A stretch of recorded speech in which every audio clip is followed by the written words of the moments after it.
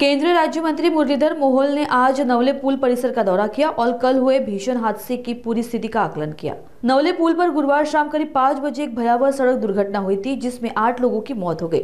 लगातार हो रहे हादसों को देखते हुए आज केंद्रीय मंत्री मुरलीधर मोहोल मौके पर पहुंचे। मंत्री मोहोल ने NHAI, पुलिस विभाग और पुणे महानगरपालिका अधिकारियों के साथ मिलकर पूरे दुर्घटना स्थल की जाँच और समीक्षा की। नवले पुल पर पिछले कई महीनों से बार बार दुर्घटनाएं हो रही है, जिसके कारण यह क्षेत्र संवेदनशील माना जा रहा है। दौरे के दौरान केंद्रीय मंत्री ने अधिकारियों के साथ मिलकर दुर्घटनाएं रोकने के लिए आवश्यक उपाय पर विस्तृत चर्चा की। पाहणी केली आहे, काय त्याच्या उपाययोजना होऊ शकतात का आणि पाहण्यामध्ये काय निदर्शनास आले? कालचा संध्याकाळी झालेला हा सगळा दुर्दैवी प्रकार आहे। पुन्हा एकदा याच ठिकाणी मोठा अपघात झाला। दुर्दैवानं 8 लोक याच्यामध्ये दगावलेली आहेत। खरं तर मागच्या काही काळामध्ये या ठिकाणी म्हणजे जांभूळवाडी पासून ते वडगाव पर्यंत नवले पुल आणि या सगळ्या दरम्यान होणारे सातत्याने जे काही अपघात होते त्याच्यावरती ताबडतोब काही त्याच्यावरती उपाय करावेत म्हणून मागच्या काही काळामध्ये काही उपाय केले गेले। मला आठवतं की 2021-22च्या दरम्यान तेव्हा एक मोठा अपघात या ठिकाणी झाला आणि त्यानंतर तातडीनं काही उपाय या ठिकाणी केले गेले। त्याच्यामध्ये या सगळ्या बोगद्यापासून ते नवले पुलापर्यंत ठिकठिकाणी स्पीड गन्स बसवल्या गेल्या, रम्बलर्स टाकले गेले, जे पंक्चर्स ठिकठिकाणी सर्व्हिस रोडचे होते ते बंद केले गेले। त्यामुळे मागच्या 1-2-3 वर्षामध्ये बऱ्यापैकी दिलासा या ठिकाणी मिळाला, अपघात झाला नाही। पण कालचा अपघात हा अत्यंत दुर्दैवी आहे। मागणं येऊन एका भरधाव ट्रकनं आता ताबा सुटला की ओव्हरलोड होता त्याचा तपास सुरू आहे म्हणून आता त्या अपघातामध्ये 8 लोक दगावली आहेत, काही लोक जखमी झाली होती। ती काही लोक आता हॉस्पिटलमध्ये त्यांना डिस्चार्ज मिळालाय।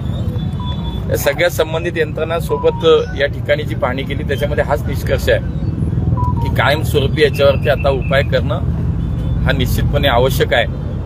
आणि म्हणून पुन्हा काही रम्बलर्सची व्यवस्था तातडीनं करणं असेल, सर्व्हिस रोडचा जो विषय त्याच्यामध्ये मग 2-3 एजन्सीज येतात, त्याच्यामध्ये PMRD येतं, त्याच्यामध्ये PMC येतं, त्याच्यामध्ये सार्वजनिक बांधकाम येतं, त्याच्यामध्ये NHAI येतं। तर यांच्याशी एक समन्वय त्यांच्यातला हा व्यवस्थित नाही होत का, तर तो झाला पाहिजे। मग उद्या तातडीने त्याची एक बैठक लावलेली आहे आणि तात्काळ काय करता येईल, तातडीने हे उपाय आपल्याला हे अपघात थांबवण्यासाठी काय करता येईल ते उद्या होईल। पण कायमस्वरूपी याच्यावरती उपाय म्हणून ज्यावेळेला मागच्या मी म्हणालो तसा जो मोठा अपघात झाला त्यानंतर माननीय गडकरी साहेबांनी याच्यामध्ये लक्ष घातलं होतं।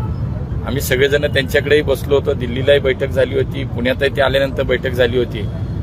आणि त्यावेळेला नऱ्यापासनं म्हणजे अक्षरधाम मंदिरपासनं सुतारवाडी आणि सुतारवाडी ते रावेत असा उन्नत कॉरिडॉर नावाचा एक प्रोजेक्ट, त्याचा DPR तयार झालाय, त्याचे सगळे बाकी फॉर्मॅलिटीज कंप्लीट झालेत। म्हणजे बोगद्यातनं बाहेर आल्यानंतर अक्षरधाम मंदिरापासून डायरेक्ट जो ओव्हरब्रिज तयार होईल तो सुतारवाडीला संपेल, सुतारवाडीवरनं चालू होईल तो रावेतला संपेल। हा त्याच्यावरचं एक परमनंट सोल्युशन भविष्यातला आहे आणि त्यामुळे तातडीने याच्यामध्ये आता तो प्रोजेक्ट लवकरात लवकर कार्यान्वित व्हावा हा प्रयत्न आमचा असणार आहे। माननीय गडकरी साहेबांनी सुद्धा त्या अपघातानंतर तातडीने या सगळ्या त्याचे निर्देश दिले होते, त्याचं सगळं DPR तयार सगळं आता फॉर्मॅलिटीज काही राहिलेलं नाही। त्यामुळे त्या प्रकल्पाला मंजुरी जवळजवळ 6000 कोटीचा तो प्रकल्प आहे।